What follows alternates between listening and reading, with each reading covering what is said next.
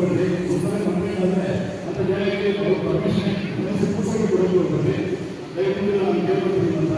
ಯಾಕಂದರೆ ಹಿಂದೂ ಧರ್ಮನೇ ಹಿಂದೂ ಧರ್ಮಕ್ಕೆ ಒಂದು ಕಂಗಾಲು ಅಂದರೆ ಮಾಡೋದು ಇದು ನಮಗೆ ಬೇಕಾಗಿಲ್ಲ ಅಂತ ಕೆಲಸ ಮಾಡಬೇಕು. ನೀವು ಮನೆಯಲ್ಲಿ ಕುತ್ಕೊಂಡು ಯಾರು ಬೇಡ ಇಲ್ಲಿ ಬಂದು ಗಣೇಶ ಕೊಡ್ತೀವಿ ಯಾರು ಕೇಳಲ್ಲ ಪರ್ಮಿಷನ್ ಕೊಡ್ತೀವಿ 5 ದಿನ ಹುಡುಗರು ಬರ್ತಾರೆ.